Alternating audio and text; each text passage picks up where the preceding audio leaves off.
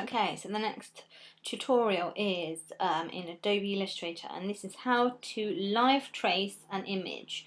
So sometimes when you've done a drawing, you want to just color it in easily on the computer. The computer can live trace it for you. That it's that clever, and rather than you drawing it out again, it's a quick and simple way of getting this turned into a computerized image. So I've got my sketch. I've edited this already on Adobe Photoshop with how to crop it, how to change the contrast using levels. So if you wanted to go back and do that to your image before you get to this stage, you may need to go back and do that. So I've got my pencil drawing. Normally if you were going to live trace, you'd make sure that you've done it in pen, but I'm just going to show you that it can actually work in pencil as long as all your lines are joined up. So if you had any gaps, it may not work. So here the colour might bleed out, but I think we might be okay. So the first thing you do is you collect your black arrow and you click on your outline.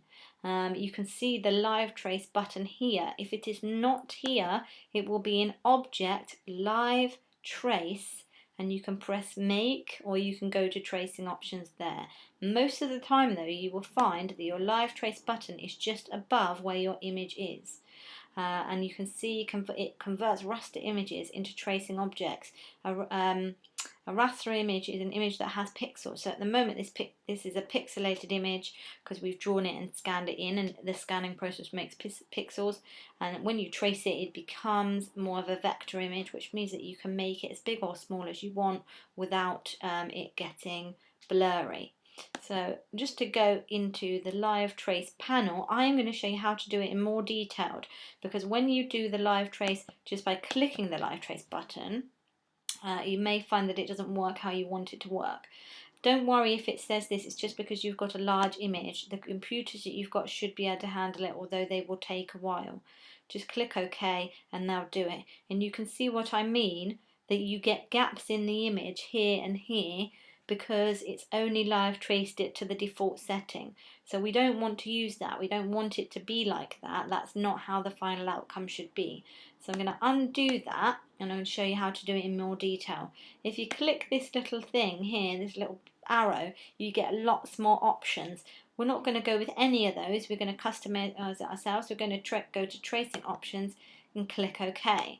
Now what you must do is make sure that you have clicked on preview, and you can see what I'm doing. I'm just moving this box out of the way as far as I can.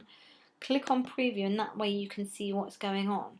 So at the minute this is the default setting, and I don't want these default settings, so I'm going to make sure these down here are 2, which I think is the smallest number that you can get, and that will help the tracing to go as small as possible. So make sure that is 2 as well. And then also the key thing is to go to the threshold, and there's a little slider in here that you can slide up and down, and what you'll need to do is just slide this all the way up. I'm going to go quite high to maybe 235, and then I will get a nice black tracing that I can use.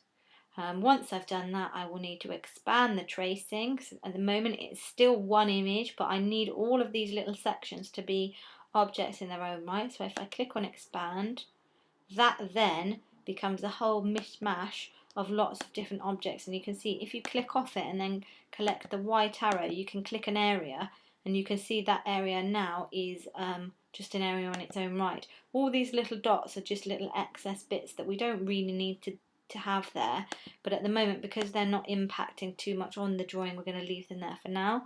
The next thing you need to do is collect your live paint bucket. Your live paint bucket is normally in this panel behind the shape builder tool. I don't know why they've put it there, it's a silly place to put it, but that's how we fill the live trace. So if you collect the live paint bucket just by holding down, keeping the click down, the left click, right click, sorry, collecting your tool that you want, the live paint tool, and then you need to colour it in. At the moment you can see that in my swatches I haven't got any colours. That might happen to you. Sometimes that happens if it's a grayscale image, and this was a grayscale image, so I don't have any swatches, or sometimes it just happens anyway on Adobe Photoshop. Illustrator. So what you can do is go down to the swatch libraries, and in there's lots of different swatches that you can use for this. So I'm going to just go into colour books because that's what I've used when I was working as a graphic designer, and I know that Pantone solid coated a lot of the time that's what printers use. So these are kind of print ready colours, and you can drag out the corner and you can see you've got loads of different swatches in there, so that's not a problem. So click on your live paint, select your colour, make sure you've selected the background first, and then you can basically fill in any of your sections. It might take a while because it's a big file, so just let it take its time.